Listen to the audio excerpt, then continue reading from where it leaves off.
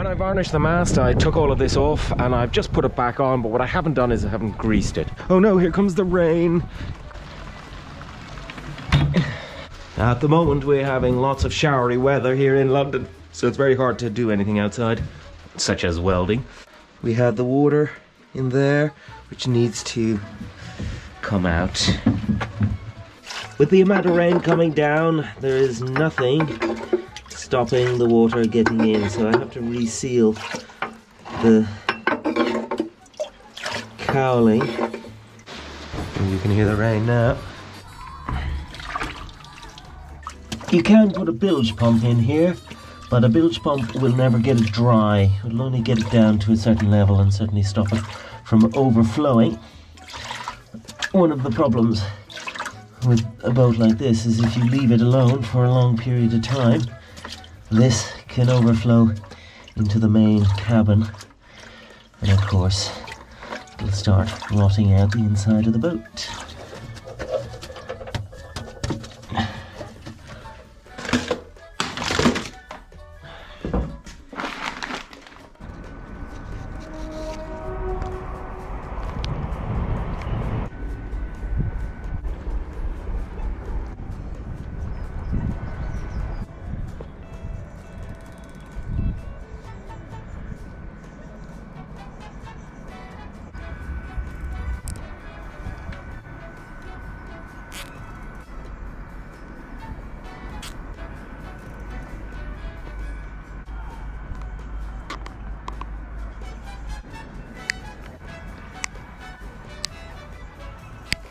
Spare curtains.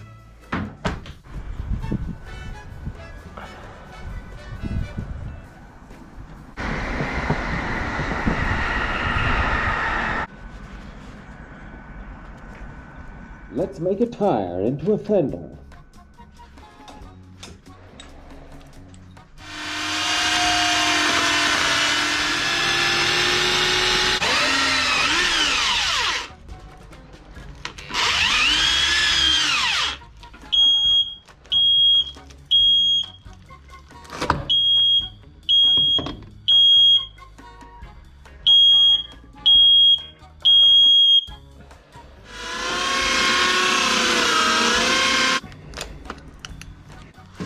Next step is to get rid of this stuff.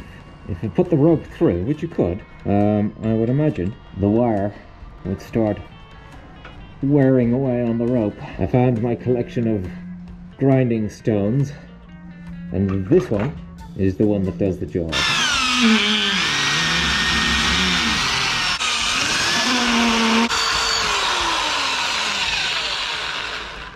That's a drain hole and 2 holes at the top for the rope. That's how you do it.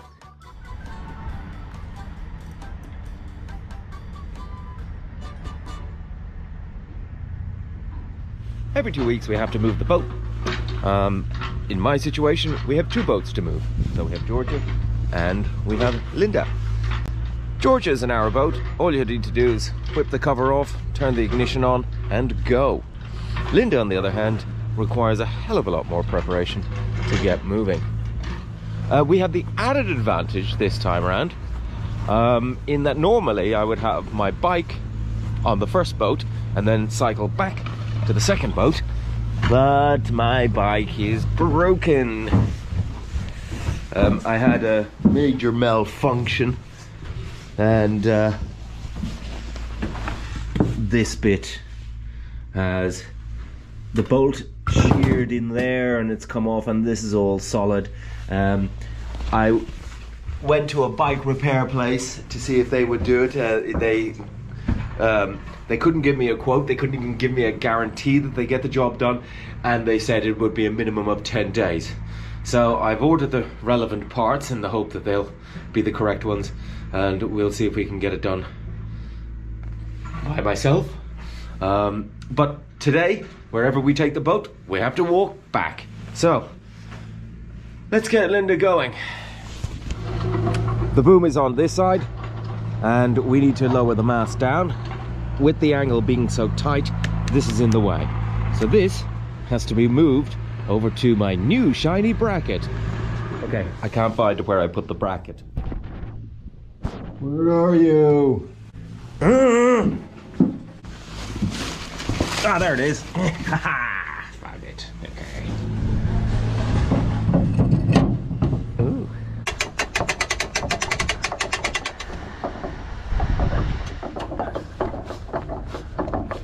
Undo this bracket. Hi.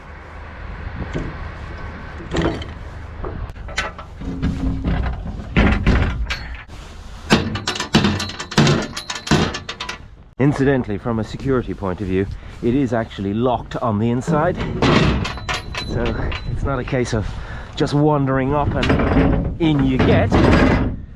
And now we've got 8 of these nuts to do.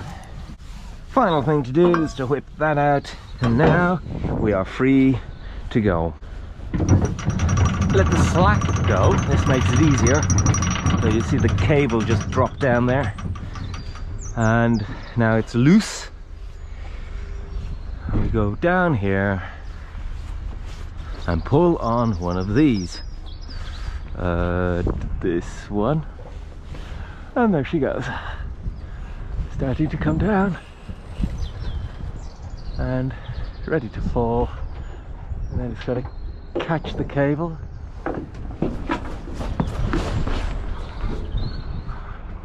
So I don't know why I panicked there, but the cable was catched and that held it, and the rest is easy. Oh, that's right. We just let it down. It needs more weight on the counterweight, so it comes down really easy. I'm barely turning the handle. Now, as far as I'm aware, I don't think I have to worry too much about low bridges, so I don't have to drop it all the way down. Famous last words.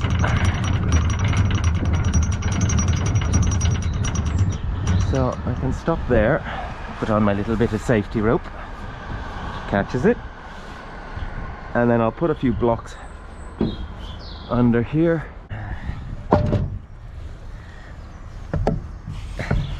Next thing to do is to tie up the cables. So what I do is I steal these Velcro, start pulling the cables together to get them out of the way. Yeah, tie this up here.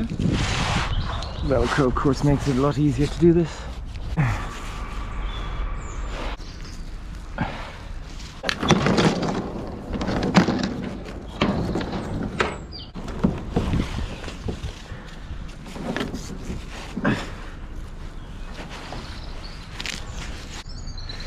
Okay, so now it's all tidied up.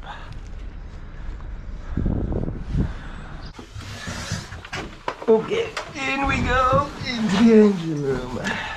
Because we've been doing welding, I have disconnected the battery. So we turn the fuel on, and here's the new trick that I have found out since we have this refurbished. All you need to do to start from a cold start is pull that out, and it clicks. It increases the flow for your cold start, and it actually works. Stick it in neutral. When you start Jorja, literally you just turn the key and go. So we've had to do all of this just to get to this point, to turn the engine over. We'll start it from cold. Let's have a look and see how we get on. It should spark up straight away, but it might struggle to stay going just as the cylinders get going. And let's see how we get on.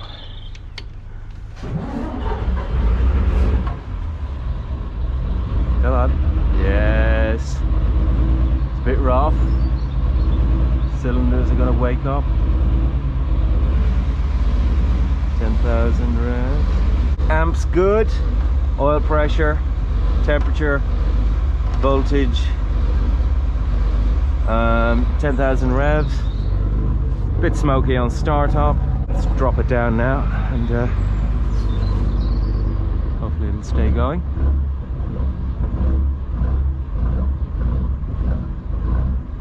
Yep. So I'm not taking the dinghy with me. I'll take that with Jorja, simply because it's just easier to maneuver. love the sound of that engine.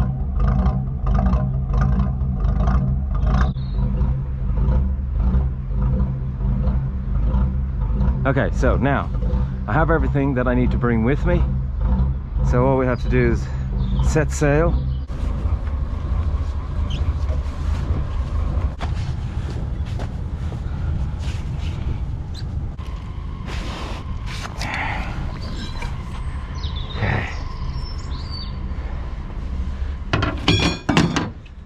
Uh-oh, we have a narrowboat coming. I'll probably let him go first.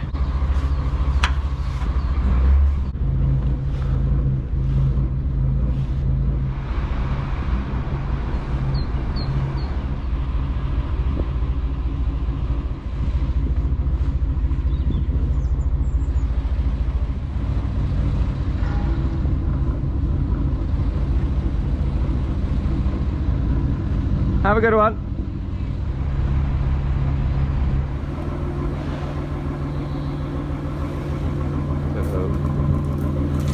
I have overcooked this one. Stick to the middle of the channel, Kenneth.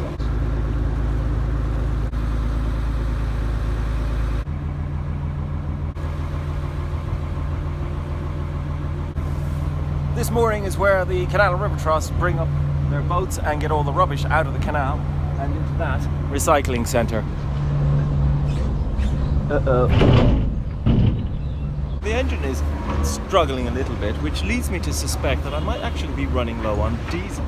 I might just pull up now and just investigate exactly how much diesel I actually have. The reason it could be struggling is that it's got somebody's coat wrapped around the prop. So I just need to investigate. Now thankfully where I'm coming up to now has some mooring rings, so it's an easy mooring job just to pull up and have a look. This is where we're heading towards.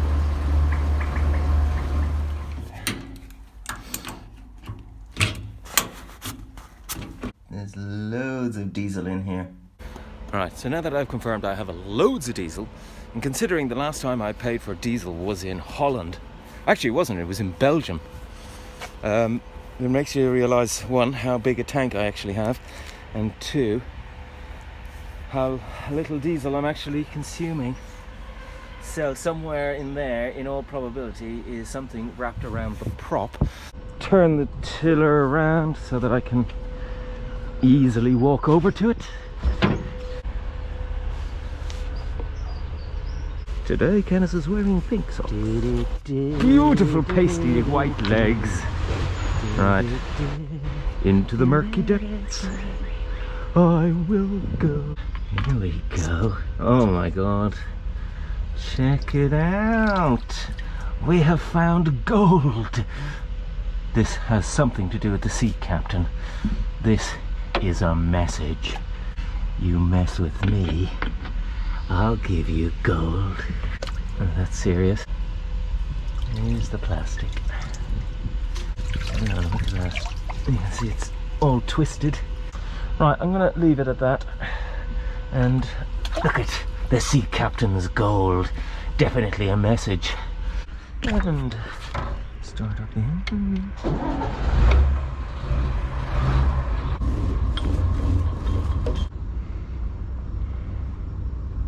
Definitely need new shoes.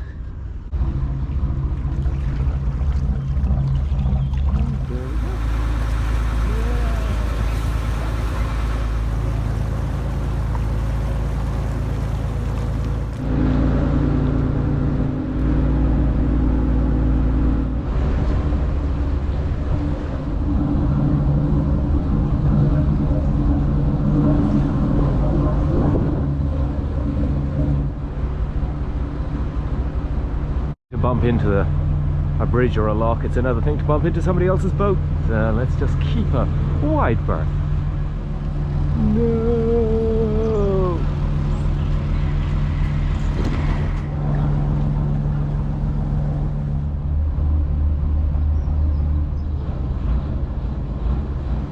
Okay, I'll see if this is going to be deep enough. You know, Linda has the tiniest of drafts. You can see it just And there we go. So we've hit the bottom there. Too shallow. So we're going to move on.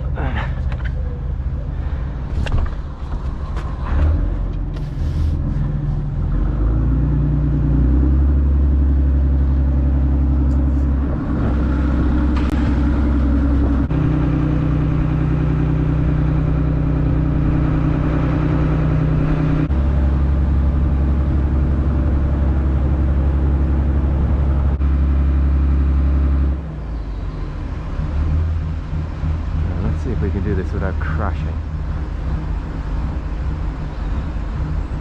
Oh, there's a mooring spot. Bet you it's too shallow. Just about fit. Hey, got the mooring spot. It's handy.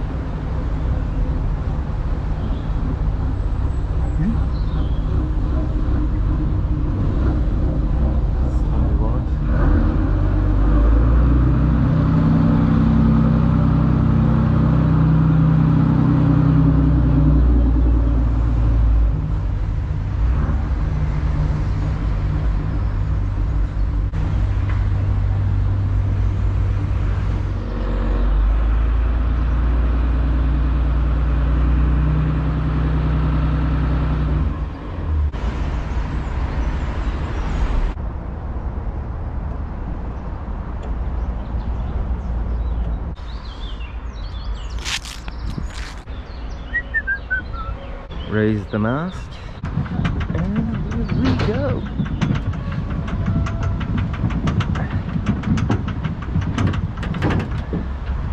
We already have a problem. Little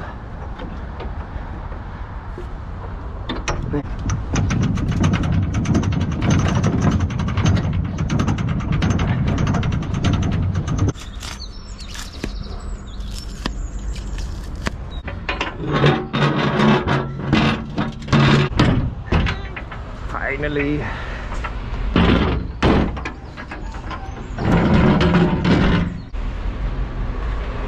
And then finally we go inside and we lock that from the inside. We shut off the fuel. I disconnect the battery because I might be welding.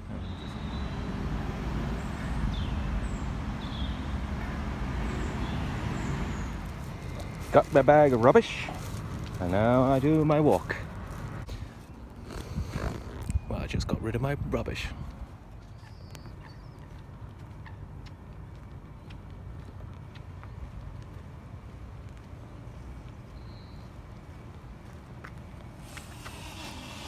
It's all right. Can I pass? None shall pass. Okay. Oh. You're supposed to be mute, you know that.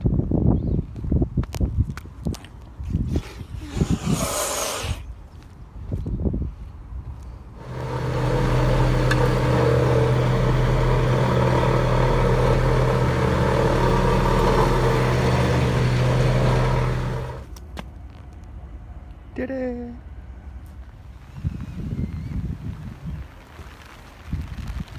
Oh, blue sky! Rain, go away! I've had my lunch, now to move Jorja.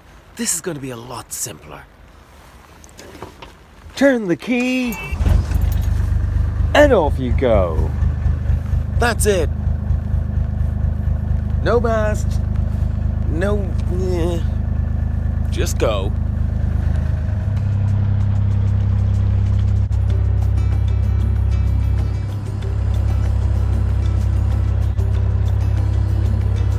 Oh look, no crashing.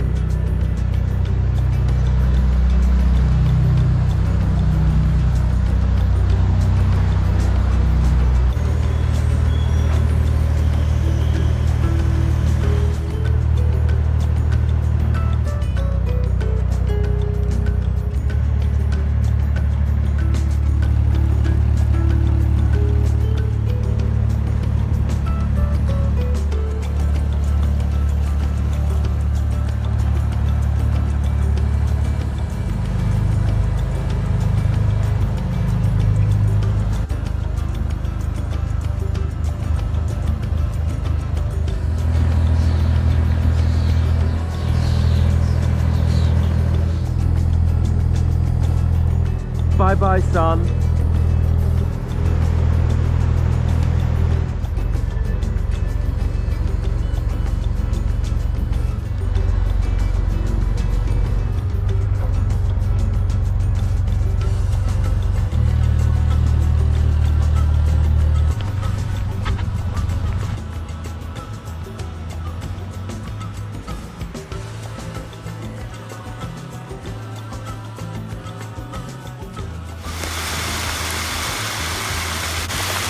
Ow.